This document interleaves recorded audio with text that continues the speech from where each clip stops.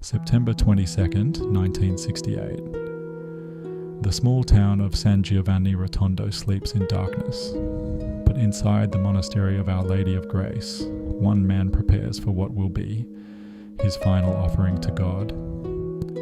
Padre Pio of Pietrelcina is 81 years old. For over 50 years, he has carried the wounds of Christ, the stigmata on his hands, feet and side. Tonight his body is failing. Every breath is laboured. Every movement brings pain. Yet at 5 a.m., as he has done for decades, he will celebrate Mass. In his cell, 2 fellow Capuchin friars help Padre Pio dress. His brown habit hangs loosely on his shrunken frame.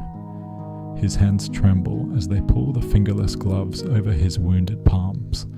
Wounds that have bled for half a century. He can barely stand.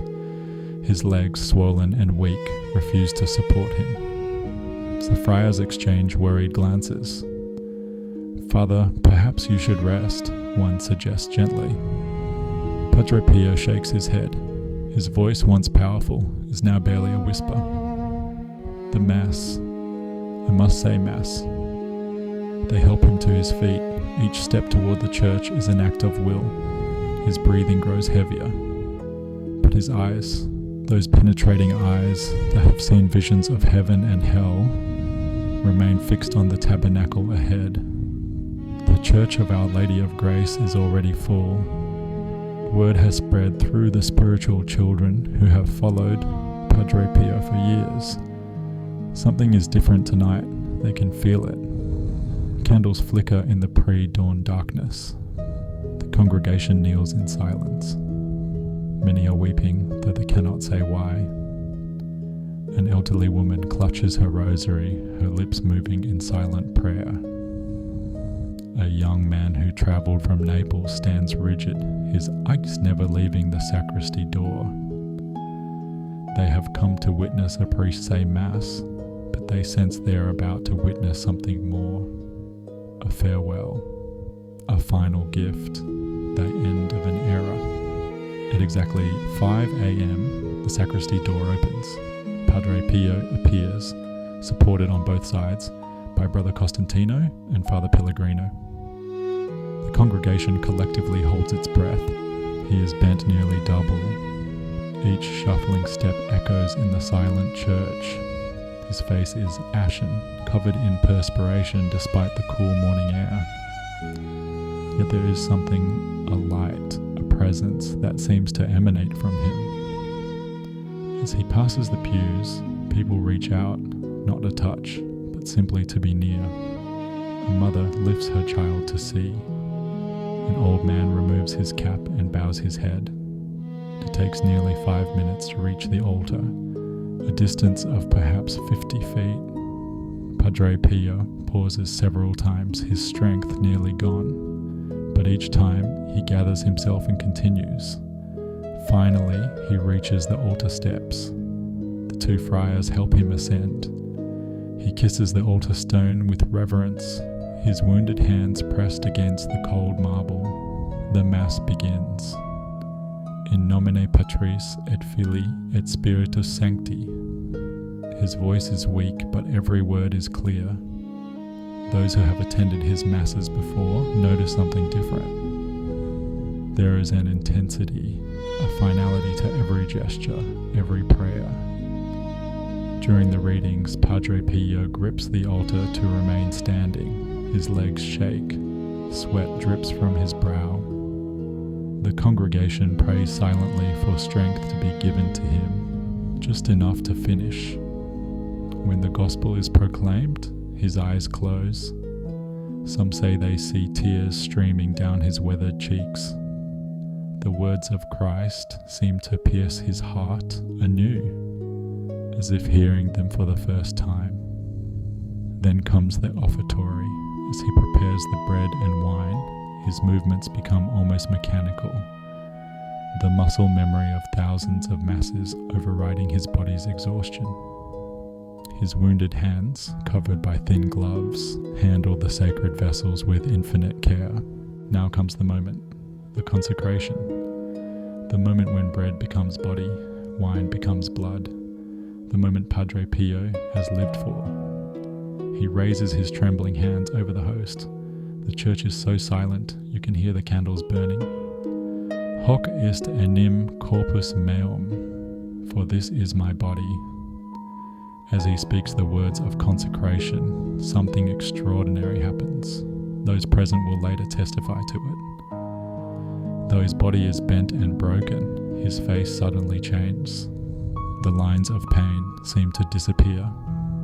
A radiance, impossible to describe, surrounds him. For a moment, the 81-year-old priest disappears, and they see something else.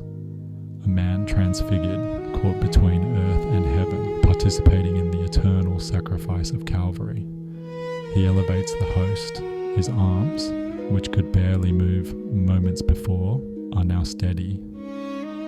He holds Christ high, offering him to the Father, offering himself completely.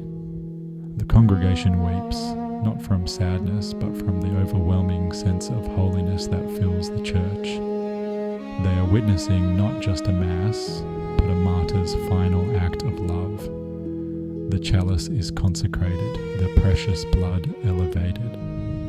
Padre Pio's lips move in silent prayer, a conversation between the priest and his Lord that no one else can hear. Communion time arrives. Padre Pio receives the sacred host, his eyes closed, his face a picture of pure devotion. This is what he has lived for, union with Christ. And somehow he knows this is the last time he will receive this way. He distributes communion to the faithful with the help of the other priests. Each person who receives from his wounded hands feels as if they are receiving not just the Eucharist, but a blessing, a farewell, a piece of his own suffering offered for their souls. A mother brings her sick child. Padre Pio pauses, places his hand on the child's head, and whispers something only the mother hears. She will later say he told her, "Your son will be healed. Pray for me." The last communicant returns to the pew.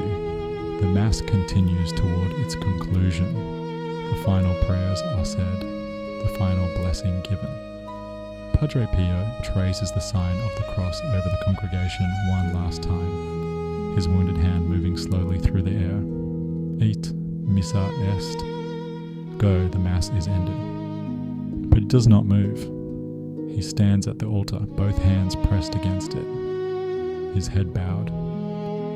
For several long moments he remains this way, a priest at the altar, a victim united with the victim, a soul preparing to go home. Finally the friars approach to help him. He looks at the tabernacle one last time, his gaze lingering as if memorizing every detail. Then he allows himself to be led away. The walk back to the sacristy takes even longer than the entrance. Each step is agonizing, but he has done it. He has said his last Mass. As he disappears through the sacristy door, the congregation remains kneeling. No one speaks, no one moves. They have witnessed something sacred, something final. 22 hours later, at 2:30 a.m. on September 23rd, Padre Pio dies in his cell. His last words are the names of Jesus and Mary. But those who were present at that last Mass know the truth. His real death, his complete gift of self, happened at that altar, in that final consecration, when he held Christ in his wounded hands one last time and offered everything he had. The Mass, the sacrifice, the perfect prayer, until the very end.